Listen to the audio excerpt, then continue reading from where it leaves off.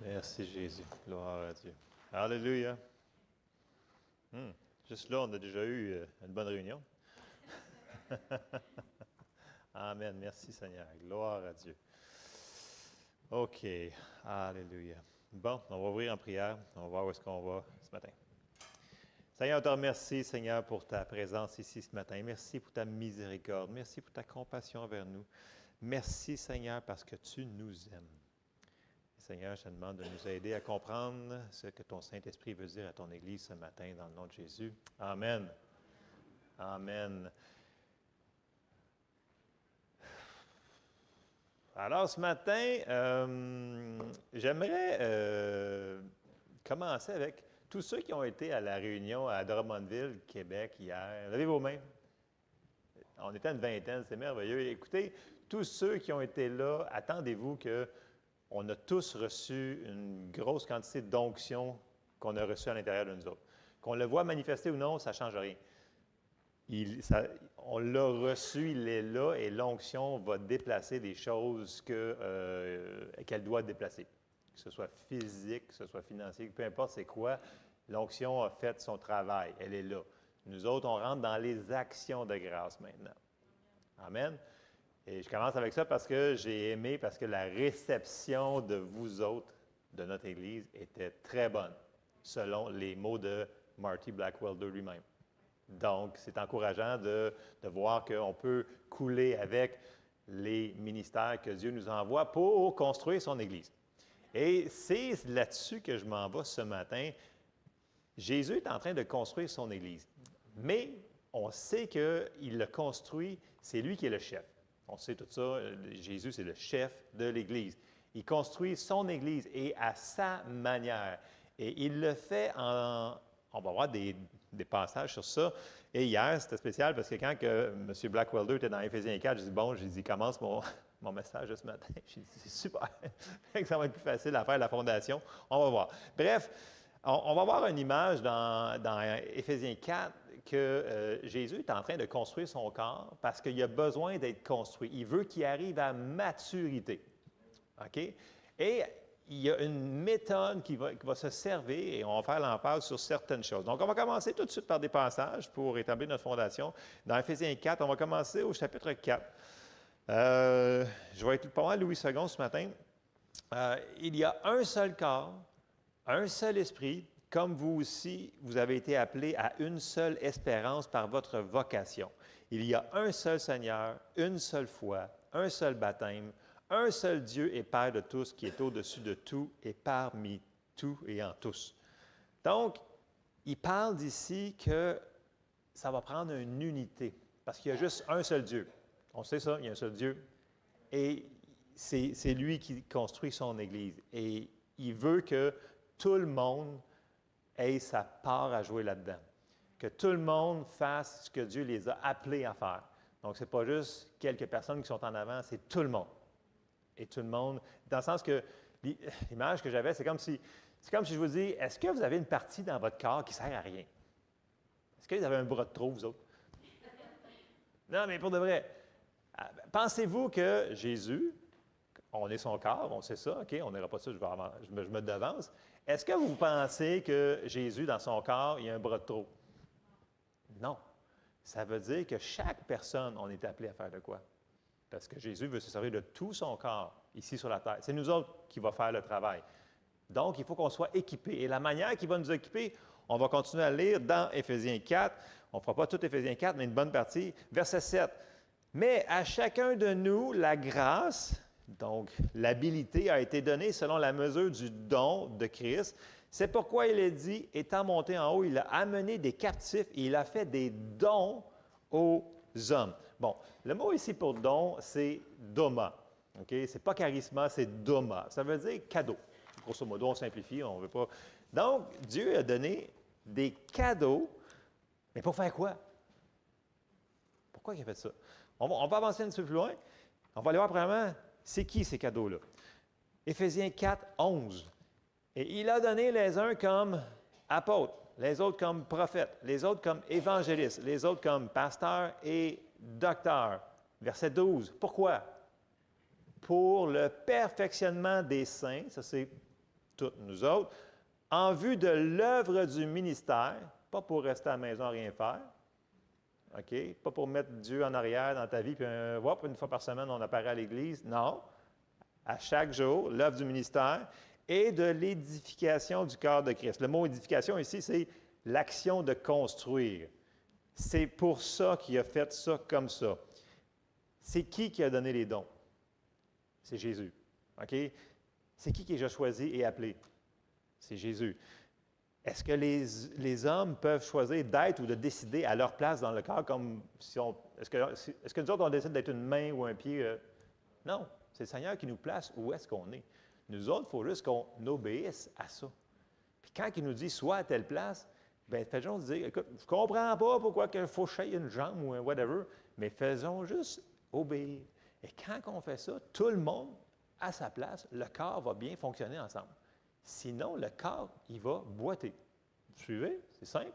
Et c'est là-dessus qu'on va ce matin. Donc, Dieu, il a oint ces personnes, il gouverne son royaume à travers... Donc, c'est Jésus toujours la tête. On ne peut pas s'appeler nous autres mêmes. C'est lui qui nous appelle à différentes fonctions. Et on doit être coopératif avec ce que Dieu est en train de faire.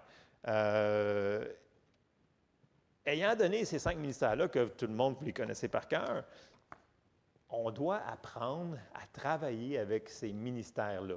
Donc, on doit apprendre à les recevoir, ces cadeaux-là. Donc, quand ils opèrent, même si c'est différent, bien là, je vais faire référence à hier comme exemple, c'était très différent que d'habitude, pour ceux qui étaient ici, là, OK?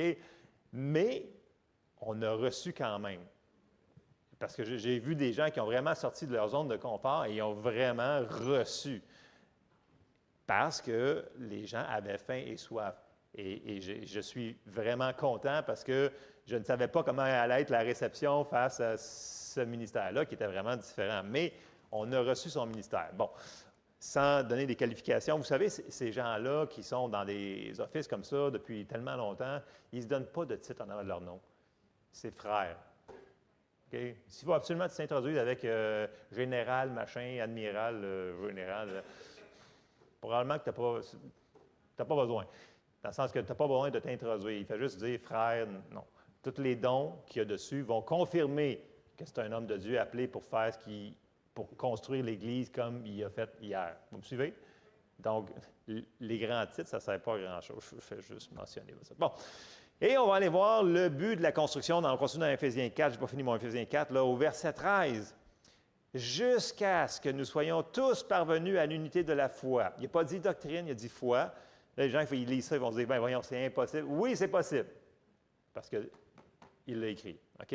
Jusqu'à ce que nous soyons tous parvenus à l'unité de la foi et de la connaissance du Fils de Dieu, à l'état d'homme fait, à la mesure de la stature parfaite de Christ, afin que nous ne soyons plus des enfants, flottant et emportés à tout vent de doctrine par la tromperie des hommes, par leur ruse dans les moyens de séduction, mais que, professant la vérité dans l'amour, nous croissions à tous égards en celui qui est le chef, Christ. C'est de lui et grâce à tous les liens de son assistance que tout le corps, bien coordonné et formant un solide assemblage, tire son accroissement selon la force qui convient à chacune des parties et s'édifie lui-même dans l'amour. Donc, les 5 ministères, les 5 dons donnés à l'Église sont là pour que le corps fonctionne correctement, pour que tout le monde soit à sa place, pour qu'on ne soit plus des enfants, pour qu'on grandisse. C'est pour ça qu'il va falloir qu'on coule avec ces ministères-là, qu'on va inviter ou qu'on va aller voir, parce qu'on a besoin des 5 ministères. Ils sont en vigueur aujourd'hui. Il n'y a aucun endroit dans la Bible qui dit que c'est plus pour aujourd'hui, ça. J'entends des gens qui vont dire « Ah, mais les prophètes, c'est plus pour aujourd'hui. » J'ai dit « Ah oui, pour de vrai. » Et plein d'autres choses comme ça, mais ce n'est pas biblique. La Bible nous dit qu'ils sont là, puis qu'on en a de besoin. Amen? Et on va aller voir les 5 dons rapidement avec une description et on va voir des versets pour voir qu'est-ce qu'ils font et qu'est-ce qu'ils sont là à faire pour qu'on puisse mieux coopérer avec eux autres sur leurs onctions. Parce qu'on a besoin d'eux autres si on veut grandir et ne pas rester un enfant spirituel. Amen? C'est là-dedans qu'on s'en va ce matin, c'est ce que j'avais cette semaine et voilà, c'est ça. Alors, on s'en va là-dedans. En passant, les 5, ils travaillent ensemble en réalité. Et les 5, si vous regardez les gens qu'on connaît qui sont dans tous ces ministères-là, qui viennent ici dans notre Église depuis les 30 dernières années, qu'on peut voir, les 5, ils sont toujours reliés à une Église locale quelque part.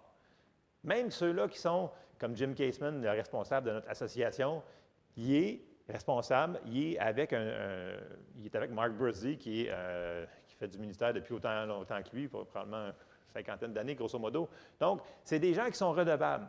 Ce n'est pas des gens qui sont juste sur la rue et qu'on ne connaît pas. C'est les vrais 5 ministères, ils vont être implantés dans une église locale à quelque part et redevables à quelqu'un. Et ça, c'est important parce que si une personne, parce qu'on reste des hommes, même si on a des dons sur eux autres, ça reste des hommes. Donc, il faut qu'ils soient redevables à quelqu'un d'autre. Tu ne peux pas être seul. Ils sont redevables toujours à Jésus. Fait que les gens ils se disent, bien, je vais rester tout seul à la maison puis je suis redevable à Jésus. Non. Il faut que tu viennes à l'église locale, puis dans l'église locale, il y a un certain système de gouvernement que Dieu a mis. Et ces 5 dons-là font partie de ça. Amen? Donc, tous les gens, puis je pense à notre frère Eugene May qui est rendu à 82. Mais là, il vient juste de déménager. Là, il a toujours été affilié à une église locale depuis toutes ces années-là. Et il vient ici. Pourtant, c'est un ministère légitime de prophète depuis 50 années. Voyez-vous ce que je veux dire? Dans le sens qu'ils ne sont jamais un île à eux autres mêmes. Et ils travaillent à faire quoi quand ils viennent ici? Construire l'Église locale. Pour que l'Église locale de la fin des temps soit forte. Pas juste grosse. Ça n'a pas rapport que l'Église soit petite, moyenne ou grande. C'est qu'il faut qu'elle soit forte. C'est ça qui est important. Et c'est leur travail qui vont faire cela. Entre autres, en grande partie. Ce matin, on va mettre l'emphase sur les 5. Bon, on commence par l'apôtre qui est, grosso modo, si vous regardez dans votre concordance, qui est un messager qui est envoyé en avant, un ambassadeur pour Dieu. Le premier endroit qu'on va le voir, c'est, bien entendu, qui est décrit de Jésus lui-même. C'est dans Hébreux 3, verset 1, c'est dit, « C'est pourquoi, frères saints, qui avaient part à la vocation céleste, considérez l'apôtre et le souverain sacrificateur de la foi que nous professons. Jésus, qui a été fidèle à celui qui l'a établi, comme le fut Moïse dans toute sa maison. Jésus ne s'est pas établi lui-même. C'est Dieu le Père qui l'a établi apôtre. OK. Mais là, il va se dire, ouais, mais c'est sûr, c'est Jésus, il est apôtre. Il y en a d'autres. Parce que vous savez-vous qu'il y en avait 12 qui le suivaient partout? Bon, OK. Il y en avait 12. On va aller voir. Misère. OK. Luc, chapitre 9. Écoute, j'aurais pu mettre plein de... En tout cas, on va aller voir. Les gens, il faut comprendre que ces ministères-là, ça n'a pas arrêté dans les actes des apôtres. C'est encore aujourd'hui. C'est pour ça que quand on est réceptif, on reçoit d'eux autres. Luc 9, versets 1 et 2. Jésus ayant assemblé les 12, donc on sait qu'il y en avait plus que 12, mais il y avait les 12 principales, il leur donna force et pouvoir sur tous les démons avec la puissance de guérir les maladies. Et il faisait quoi? Il les envoya. Envoya prêcher le royaume de Dieu et guérir les malades. Donc, c'était des envoyés. Un apôtre, c'est un envoyé pour aller faire le ministère, pour construire quelque chose. Et voilà. On va aller voir Paul. On sait que tout le monde, Paul, c'est un apôtre. OK?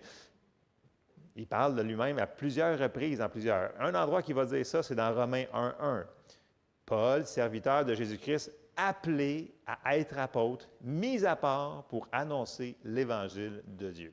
Donc, la fonction d'apôtre, c'est d'aller, envoyé par Dieu, pour annoncer la parole de Dieu, pour instruire les gens. Et si on regarde le ministère des apôtres dans le Nouveau Testament, on voit qu'ils étaient là pour fonder des églises, former les gens, un peu comme on voit Paul qui parle de Timothée, son fils dans la foi, puis qui l'encourageait, puis qui l'aidait. C'est ça, un apôtre. Un apôtre, il va aller, puis il va fonder des églises, puis il va mettre des gens en charge, puis il va s'en occuper. Donc, c'est des gens qui aident à construire l'Église. C'est comme un papa spirituel, souvent, ces gens-là, parce que tu n'arrives pas apôtre du jour au lendemain. OK? C'est graduel. OK? Dieu peut avoir un appel sur une personne tout jeune, mais avant qu'il rentre dans son appel d'apôtre, ça va prendre un petit bout de ministère. OK? Ça, on va le voir une autre fois, mais je condense. Et ils sont là pour aider l'Église locale, que tout le monde dans l'Église puisse faire leur ministère. Et c'est, grosso modo, l'apôtre, rapidement. Deuxième personne qu'on a vue, c'est le prophète. Bon, les gens, ils disent prophète, prophète. Il y en a qui croient, il y en a qui ne croient pas. Écoutez, ouvrez votre Bible, c'est là. On va juste faire une différence. Donc, le mot prophète dans le Nouveau Testament est traduit par une personne qui prononce des paroles inspirées, un interprète ou des oracles ou des choses cachées ou / un voyant. Donc, les prophètes, ils voient des choses dans le domaine spirituel. Il opère beaucoup dans les dons, bien entendu, paroles de connaissance, paroles de sagesse, prophétie, etc. Mais ce n'est pas la même chose un prophète. On l'a vu les mercredis soirs, on a fait des bonnes parenthèses sur le prophète de l'Ancien Testament versus le prophète du Nouveau Testament. Complètement différent. OK? On va aller voir rapidement l'Ancien Testament, le prophète. Et parce que dans l'Ancien Testament, il n'y avait que le roi, le sacrificateur et le prophète qui avaient l'onction sur eux autres. That's it. Nous autres, on est nés de nouveau. C'est différent. OK? On va aller voir ça. Donc, le prophète de l'Ancien Testament, là, il représentait Dieu. Là. Fait que quand il parlait, c'était si tu obéissais, c'est correct. Si tu n'obéis pas, bien, dans le sens, regardez, on s'en va dans Deutéronome 18, et on va voir un petit peu l'autorité que le prophète avait dans l'Ancien Testament. Et après ça, on va aller voir dans le Nouveau Testament. Deutéronome 18, au verset 18, dit: Je leur susciterai du milieu de leurs frères un prophète comme toi. Je mettrai mes paroles dans sa bouche et il dira tout ce que je lui commanderai. Ce n'est pas lui qui décide. Dieu il parlait au prophète et il disait. Et si quelqu'un n'écoute pas mes paroles, qu'il dira en mon nom, c'est moi qui lui en demanderai compte. C'est très sévère, là. Mais le prophète qui aura l'audace de dire en mon nom une parole que je ne lui aurai point commandé de dire et qui parlera au nom d'autres dieux, ce prophète-là sera puni de mort. Peut-être diras-tu dans ton cœur, comment connaîtrons-nous la parole de l'Éternel que l'Éternel n'aura point dite? Quand ce que dira le prophète n'aura pas lieu et n'arrivera pas, ce sera une parole que l'Éternel n'aura point dite. C'est par audace que le prophète l'aura dite. N'aie pas peur de lui. Et là, ça continue, ça continue. Bref, on voit que sous l'Ancien Testament, l'Ancienne Alliance, j'aime mieux l'Ancienne Alliance, le prophète était vraiment, il fallait écouter. Là. Il n'y avait pas le choix, c'était la direction de Dieu. C'est comme ça que Dieu parlait à son peuple. Mais dans le Nouveau Testament, ce n'est pas sa même job. Là. Parce que nous autres, Nouveau Testament, Dieu vit en nous. Okay? On sait que, les mercredis soirs, on voit beaucoup que l'Esprit rend lui-même à notre témoignage, à notre esprit, que nous sommes enfants de Dieu. Donc, on est dirigé par le Saint-Esprit, directement nous autres mêmes. Mais, le prophète, lui, du Nouveau Testament, il va faire quoi? Il va nous aider aussi. OK? Son rôle, en résumé, là, parce qu'il y a tellement de choses ce matin, c'est premièrement un enseignant, un prédicateur de la parole de Dieu, et il va voir des choses. Il n'est pas là pour dire la bonne aventure. Oui, il va voir des choses qui vont arriver dans le futur, mais ce n'est pas sa job de nous diriger, de nous dire quoi faire. Il va nous dire des choses qu'il va percevoir, puis qui devraient correspondre à ce qu'on a à l'intérieur, ou nous aider à catcher ce qu'on n'a pas saisi complètement qui s'en vient. Ça vous tu déjà arrivé? Une parole prophétique, puis là, ah, c'est ça. Puis là, ah, ouais, OK, ça confirme. Puis des fois, quand c'est des gens qui sont peut-être bref, ils font des erreurs des fois parce que ça dit juger les prophéties. On ne pouvait pas faire ça dans l'Ancien Testament, OK? Maintenant, on doit juger les prophéties du Nouveau Testament. Donc, ça veut dire qu'il peut y avoir une erreur, dans le sens qu'il faut que ça confirme. Donc, un prophète du Nouveau Testament n'a pas l'autorité de nous dire « va et marie telle personne ». S'il fait ça, il est complètement hors de son ministère. Il n'est pas là pour diriger personne comme ça. Il n'y a pas cette autorité-là. OK? Le prophète, il est envoyé de Dieu avec une parole qui est une révélation.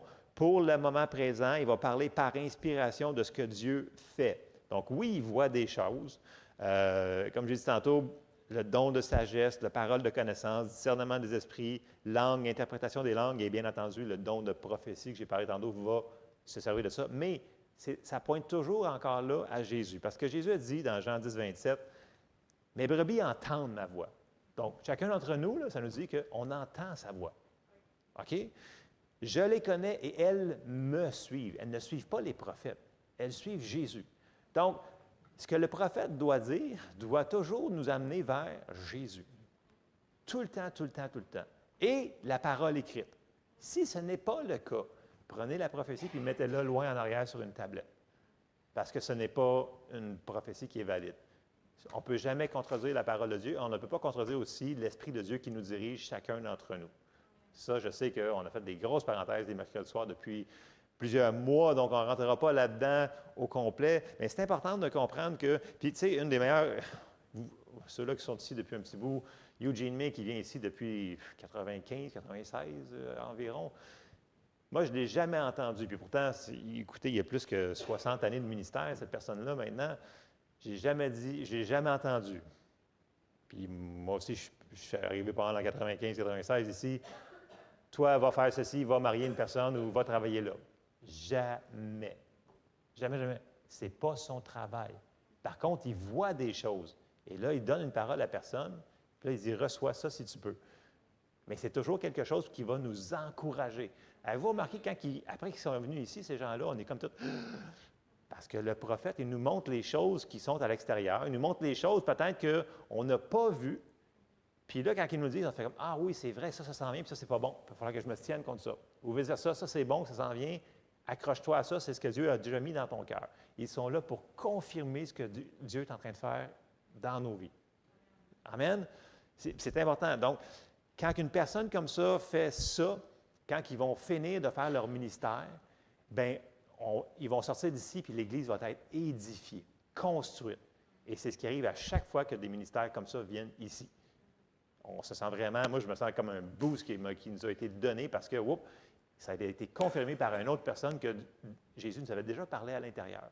Mais là, c'est une confirmation, donc ça nous encourage à continuer puis à avancer dans ce que Dieu nous demande de faire. Amen?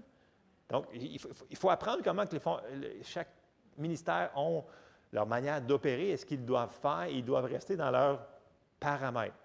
Et si on compare avec eux autres, bien, on grandit plus rapidement. C'était le prophète en capsule. L'évangéliste. Tout le monde connaît l'évangéliste. Et tout le monde, ça, il n'y a pas grand monde qui s'obstine qu'il y ait encore des évangélistes aujourd'hui parce que c'est un travail de prédicateur. Donc, un porteur de bonnes nouvelles. Son travail, bien, lui, il est consumé pour gagner des âmes pour Dieu. C'est son ministère, l'évangéliste. C'est de gagner des âmes. Puis leur mission, c'est de répandre le feu qui va amener le réveil partout où est-ce qu'ils vont aller. C'est leur travail.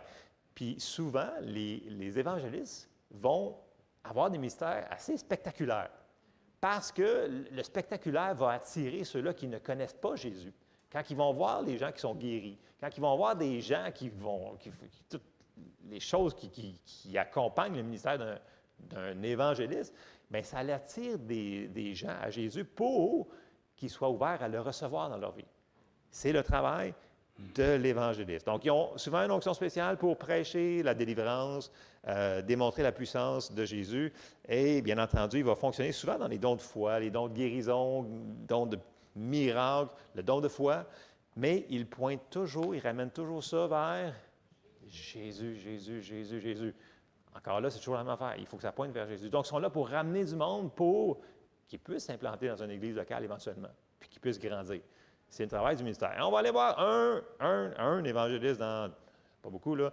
On s'en va dans les Actes, vous connaissez ces passages-là, mais quand même, c'est important qu'on remette nos fondations sur connaître comment que ces gens-là fonctionnent pour qu'on puisse travailler avec et les aider. Et si vous êtes appelé à un de ces ministères-là, bien, soyez ouverts à ce que Dieu va vous mettre à un endroit et soyez fidèles. Parce que là, on s'en va voir quelqu'un qui s'appelle Philippe.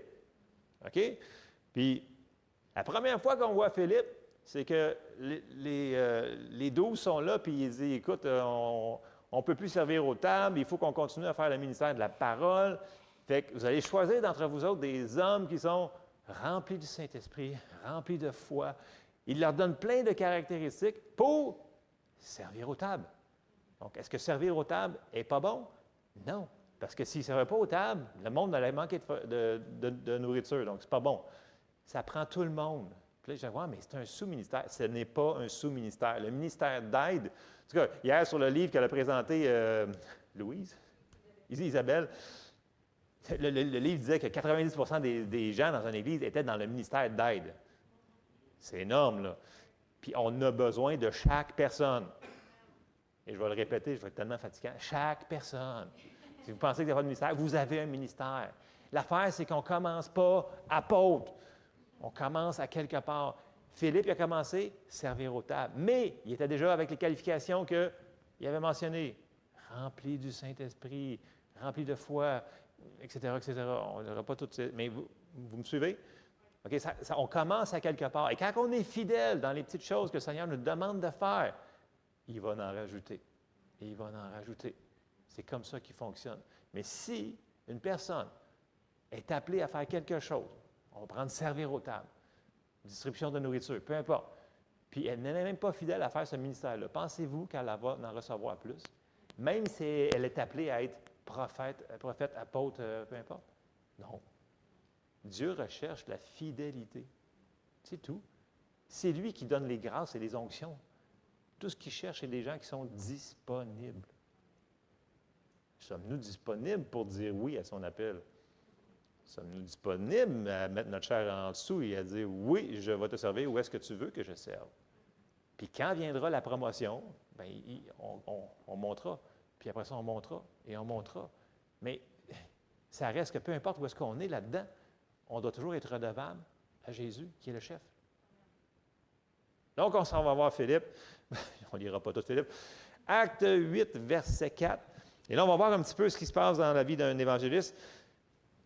Acte 8, verset 4, ça nous dit « Ceux qui avaient été dispersés allaient de lieu en lieu, annonçant la bonne nouvelle de la parole. Philippe, étant descendu dans la ville de Samarie, y prêcha le Christ. » Donc, le Christ, Jésus et son onction. Les foules tout entières étaient attentives à ce que disait Philippe lorsqu'elles apprirent et virent les miracles qu'il faisait. Donc, on voit que les signes qui suivent l'évangéliste, c'est pour attirer les gens à écouter la bonne nouvelle. Puis là, verset 7, « Car des esprits impurs sortirent de plusieurs démoniaques en poussant de grands cris, et beaucoup de paralytiques et de boiteux furent guéris. Et il y eut une grande joie dans cette ville. Il y avait auparavant dans la ville un homme nommé Simon qui, se donnant pour un personnage important, exerçait la magie et provoquait l'étonnement du peuple de la Samarie. » Donc, on voit que l'évangéliste, il est là pour gagner des âmes. C'est un prédicateur. Ce n'est pas un enseignant, normalement, c'est un prédicateur. Et là, on va voir que par après, on continue que Philippe, lui, s'en va, puis il continue à prêcher la bonne nouvelle. Mais les apôtres, après ça, sont envoyés pour faire quoi? Pour enseigner ces gens-là. Puis là, ils vont arriver, ils vont dire, écoute, il dit, avez-vous reçu le Saint-Esprit quand vous avez cru? Ils disent, on n'a même pas entendu parler. Philippe était trop prêché d'aller évangéliser d'autres personnes, puis d'autres personnes, puis d'autres personnes, puis à un moment donné, on le trouve avec l'eunuque, puis pouf, il est zoomé en dedans de là. Il était occupé à faire son travail. Lui, il avait fait sa job. Là, après ça, c'était le temps que les autres viennent complémenter pour que le corps puisse grandir. Et là, il leur dit, puis là, les apôtres sont arrivés, ils ont imposé les mains, ils ont été baptisés, non. Ils ont grandi. Ils travaillent tous ensemble. Mais ce n'est pas la job de faire tout. Ça prend toute la complémentarité. Fait qu'on voit que Philippe, il avait fait sa job. Passe à d'autres choses.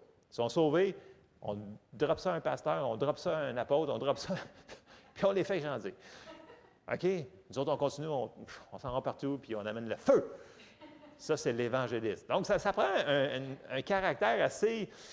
Normalement, les évangélistes, quand ils sont sur l'onction, sont assez bold. Comment dire ça en français?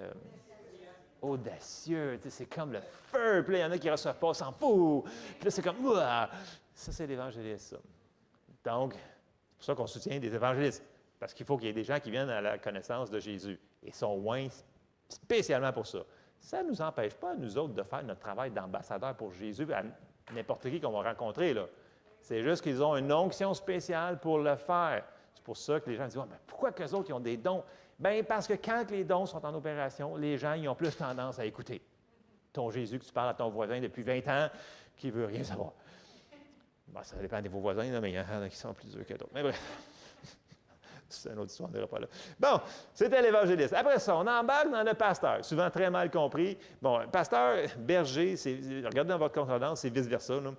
Le mot, c'est poimen. Bon, c'est berger, pasteur, vice-versa, c'est vrai. Comprends, le berger, c'est faire paître le troupeau avec supervision, tendre affection et vigilance. Ça, c'est dans votre concordance. Bon, après ça. Le pasteur est sous-berger du berger en chef. Encore là, il est sous l'autorité de Jésus, OK? Qui est le chef de nos âmes, c'est lui. Le pasteur est responsable de prendre soin des besoins des brebis que Dieu a confiés sous son autorité pour veiller sur leurs âmes. Et là, on s'en va dans Hébreux 13, un passage des fois qu'on a tendance à oublier parce que ça s'applique, oui, au pasteur, mais à tous les autres ministères, ou surtout, je vous dirais, au pasteur. Hébreux 13, verset 17 nous dit « Obéissez à vos conducteurs et ayez de la déférence. » 8 secondes, j'aurais dû prendre autre chose. Bref, regarde, on comprend. Car il veille sur vos âmes comme devant en rendre compte, qu'il en soit ainsi afin qu'il le fasse avec joie et non en gémissant, ce qui ne vous serait d'aucun avantage. Bon, c'est soit Paul ou Barnabas, peu importe que vous pensez qu'il a écrit Hébreu ici, là, qui dit ça. Okay? Donc, il dit que c'est avantageux de coopérer avec les ministères. Sinon, ça ne vous serait d'aucun avantage. Intéressant. On continue. Verset 18. Priez pour nous. On va dire que c'est Paul qui a écrit Hébreu, là. Vous ferez votre théologie par après. Priez pour nous, car nous croyons avoir une bonne conscience, voulant en toutes choses nous bien conduire. C'est avec instance que je vous demande de le faire, afin que je vous sois rendu plus tôt. Que le Dieu de paix, qui a ramené d'entre les morts le grand pasteur des brebis. C'est qui ça? Par le sang d'une alliance éternelle, notre Seigneur Jésus-Christ. Donc, le premier qu'on voit qui est le pasteur de tout le monde, c'est Jésus-Christ. Vous rendre capable de toute bonne œuvre pour l'accomplissement de sa volonté et fasse en vous ce qui lui est agréable par Jésus-Christ, auquel soit la gloire au siècle des siècles. Donc, c'est vital que chaque croyant soit dans une église locale pour avoir la protection du pasteur dans sa vie. Okay? C'est dans la Bible. Et c'est tellement important que même Jésus, il a fait une parenthèse majeure. Et on s'en va dans Matthieu 9, 36 là-dessus. Pour les gens passant qui ne croient pas en l'Église locale, ce n'est pas votre cas, je m'imagine, parce que vous êtes ici ce matin. Mais il y en a qui se demandent des fois, je devrais-tu venir à l'Église, pas venir à l'Église? Bien, si ça fait un des 5 dons qu'il a donné, puis qu'il s'est dit qu'on n'a pas le choix si on veut que le corps soit ensemble, bon, voilà. On va aller voir Matthieu 9, 36. Et là, pour mettre en contexte, écoutez, le peuple était... On va lire, on va voir. Bon, dans la Louis II, regardez ça simple ce matin. Voyant la foule, ça c'est Jésus, là, il regarde la foule, il fut ému de compassion. Et moi, j'avais déjà fait si vous regardez le mot ému de compassion là, dans votre Bible, puis si vous avez l'audace de souligner dans votre Bible, parce que moi, le monde regarde ma Bible, puis il y a plein de post-it, elle est toute colorée, multicolore. Oh! Tu as écrit dans ta Bible. Ben oui, j'aime ça prendre des notes. Là. J'en ai une qui est toute blanche pour lire le soir, là, qu'on voit mieux, là, mais pour manger, là, elle est toute barbouillée. D'ailleurs, elle tombe en morceaux, je la colle avec du duct tape, ça fonctionne très bien, pour ça. Mais j'ai souligné à un moment donné en bleu, à tous les endroits que c'est marqué « ému de compassion ». Dans les 4 évangiles, ma Bible était tout bleue. Ému de compassion, Jésus guérit. Ému de compassion, Jésus ressuscita la malade. Ému de compassion, il fut plein d'affaires. Jésus était ému de compassion. C'était sa manière d'opérer. Vous le ferez pour le fun. C'est encourageant parce qu'il ne change pas. Il est le même. Donc, il est encore ému de compassion. Fait qu'on a de l'espoir. Même si on dit, « Ah, mais je n'ai pas fait tout parfait, je n'ai pas fait la prière idéale. » Et Jésus, ému de compassion, va nous aider quand même. C'est merveilleux. Et c'est le pasteur des pasteurs. C'est notre exemple. Et là, on va voir quelque chose qu'il va dire qui est quand même très impressionnant. Matthieu 9, 36. Voyant la foule, il fut ému de compassion pour elle. Pourquoi? Parce qu'elle était languissante et abattue comme des brebis qui n'ont point de berger. Et là, il aurait pu mettre ici prophète, apôtre, évangéliste, docteur. Non. Il a dit que ça leur prenait un berger. Fait que si vous voyez des brebis qui ont bien de la misère, demandez-leur, avez-vous un berger? Et ils vont dire, non, on ne croit pas à ça, nous autres, les églises locales. Bien, en passant, c'est dans la Bible, c'est partout, il y a beaucoup de versets, tu pourrais peut-être y penser. On ne s'assine pas que les gens, on leur donne de l'information de la parole de Dieu. OK? Et c'est important de comprendre l'importance de l'Église locale, comment que Dieu fonctionne d'une manière. Si Dieu, il veut comme ça, bien, si on coopère avec lui, on va voir beaucoup de choses se manifester très rapidement. C'est ce qu'on voit quand on coopère avec Dieu. Si on décide de faire notre affaire, il n'y aura pas d'onction. Ça ne fonctionnera pas. On empêche Dieu d'avancer son corps où est-ce qu'il veut. Et là, il y a un bras du corps de Christ qui ne fonctionne pas. Parce qu'il ne veut pas. Parce que lui prend sa décision. Il ne faut pas faire ça. Il faut être enseignant. En tout cas, on continue. Donc, Jésus a dit, les brebis ont besoin d'un berger. OK?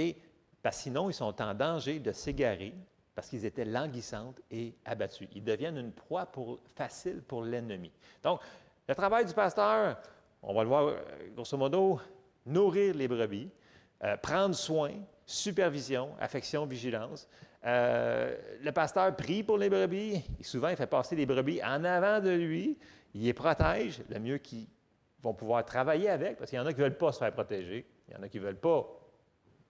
C'est pour ça qu'il y a un gros crochet. Là, si vous regardez, là, il y a une houlette et puis une bâton. Là.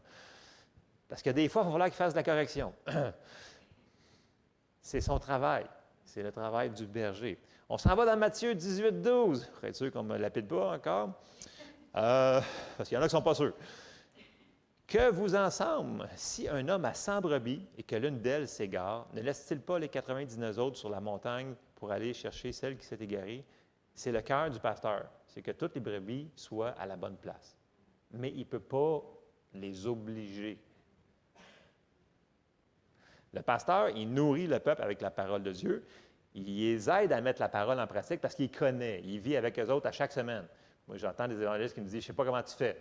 Parce que tu as toujours les mêmes personnes à chaque semaine, puis tu connais leurs problèmes en plus. Puis tu sais ceux-là qui le mettent en pratique puis qui ne le mettent pas en pratique. Je dis, oui, je sais. Mais il y a une onction pour faire ça. Okay? Comme l'évangéliste a l'onction pour faire son évangéliste. Okay? C'est ça. Bon. Il influence, il corrige, il le fait avec l'habilité, la grâce qui a été mise sur lui. Donc, et comme tous les autres ministères, Dieu ne met pas un novice en position de pasteur. OK? 1 Timothée 3, 6, parce que Timothée était un pasteur. Et regardez bien ce que Paul y écrit, parce qu'il est en train d'enseigner son fils dans la foi. Il dit, « Il ne faut pas qu'il soit un nouveau converti, de peur qu'enflé d'orgueil, il ne tombe sur le jugement du diable. » Donc, en anglais, ça se dit bien, mais en français, je vais essayer de vous dire la phrase. Là. Il y en a qui ont été, puis il y en a qui sont envoyés. Okay? Il y en a qui sont pasteurs pour de vrai, puis il y en a parce que, tu sais, on voit plein de choses qui ne sont pas correctes. Ils disent, ah, tous les pasteurs sont tous pas corrects. Je dis, écoutez, moi, je connais des mécaniciens qui ne sont pas corrects. Ça ne veut pas dire que tous les mécaniciens ne sont pas corrects. Il faut faire attention quand on entend des choses comme ça. On se la ferme. Ce n'est pas nous autres à juger. Okay? Si une personne fait ça, bien, c'est à Dieu qui va répondre. C'est dangereux de parler des serviteurs de Dieu. En tout cas, je fais OK. Et on embarque dans la grande partie où est-ce que Jésus va dire directement à Pierre, c'est quoi son travail en tant que pasteur, parce que Pierre était pasteur aussi. Okay? En tant qu'apôtre aussi, il faisait du pastorat. Jean 21, verset 15. Là, je l'ai mis dans la Bible du Sommeur pour être un petit peu plus certains mots que je l'ai sorti. Jésus revient. Puis là, il avait dit qu'il avait prié pour Pierre. Puis il prend la peine de prendre Pierre à part, puis de lui expliquer des choses. Puis là, il dit des choses spécifiques à lui. Après le repas, Jésus s'adressa, c'est quand il est revenu, là, il est 40 jours sur la terre avant qu'il remonte au ciel. Là. Après le repas, Jésus s'adressa à Simon-Pierre. « Simon, fils de Jean, m'aimes-tu plus que ne le font ceux-ci? »« Oui, Seigneur, répondit-il, tu connais mon amour pour toi. » Et là, regardez, premier commandement, « Prends soin de mes agneaux. » Première affaire. Verset 16. Puis lui demanda une deuxième fois, « Simon, fils de Jean, m'aimes-tu? »« Oui, Seigneur, lui répondit Simon, tu connais mon amour pour toi. » Jésus lui dit, « Nourris mes brebis. » OK? Verset 17. Jésus lui demanda une troisième fois, « Simon, fils de Jean, as-tu de l'amour pour moi? » C'est Jean, mais c'est Jonas. Bref. Pierre fut peiné, car c'était la troisième fois que Jésus lui demandait. Donc, il avait renié Jésus 3 fois, mais là, il fait 3 fois. Il y a un enseignement ici sur les mots sur l'amour, en passant, qui passe de agapéo à philéo. Et là, ça lui fait de la peine parce qu'il a utilisé le mot l'amour de Dieu, et puis là, il passe à l'amour normal. Mais là, il dit encore, il va dire, Pierre, il va répondre, « Seigneur, tu sais tout, tu sais que j'ai de l'amour pour toi. » C'est un mot plus bas pour l'amour. Et là, Jésus lui répète quand même, « Prends soin de mes brebis. » Donc, si on condense, là, « Prends soin de mes agneaux, nourris mes brebis, prends soin de mes brebis. » Travail principal du berger, du pasteur. C'est son travail. Donc, quand on comprend que c'est ça qu'il faut qu'il fasse, bien, on peut coopérer avec le pasteur quand il essaie de faire des choses. Il y a eu des amen. Wow! C'est merveilleux. Je suis tellement content. Là, je n'étais pas sûr s'il y avait à avoir un amen, là, mais il y en a eu plusieurs. Gloire à Dieu. Merci Seigneur. Bon, OK. Numéro 5, le docteur. Souvent mal compris. Le mot docteur, didaskalos, docteur / instructeur / enseignant. OK, il faut faire une différence. L'évangéliste va souvent prêcher. Le docteur, lui, il va couper les affaires en 12, les cheveux en 14, puis des affaires de même. C'est son travail, c'est son onction. Donc, on a besoin de ces gens-là pour nous aider à comprendre mieux la parole de Dieu. On s'en va dans Acte 13, verset 1. Et là, on va voir, il y avait dans l'église d'Antioche des prophètes et des docteurs. Il y avait les deux.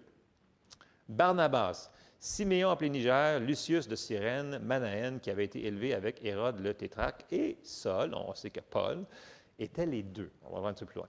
Donc, docteur et enseignant, c'est interchangeable dans vos Bibles, c'est le même mot. OK? Dans les versets qu'on va regarder, là, puis dans le naturel, pour essayer de vous expliquer ça, là, c'est comme dire un prédicateur, c'est comme un médecin généraliste. Il connaît tout. Mais si on veut aller plus spécifique, ça prend un médecin spécialiste. Donc, quelqu'un qui connaît juste cette partie-là du corps, qui ne fait que ça, qui ne fait que ça. Donc, le docteur, il est là pour mettre des emphases spéciales sur des points de la parole de Dieu. C'est sa grâce, c'est son onction.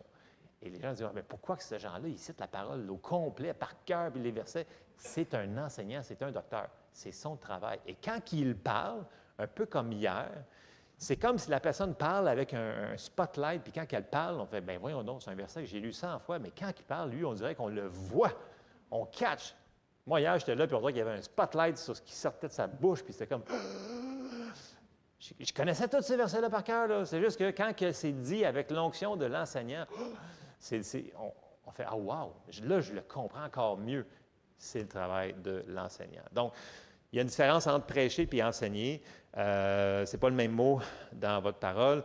2 Timothée 2,15 nous dit, et j'ai quasiment terminé, « Efforce-toi de te présenter devant Dieu comme un homme éprouvé, un ouvrier qui n'a point à rougir, qui dispense droitement la parole de la vérité. » Donc, Paul, il dit à Timothée, il dit « Divise correctement la parole de Dieu. » Et là, on va voir que, on avance un petit peu, 1 Timothée 2,7,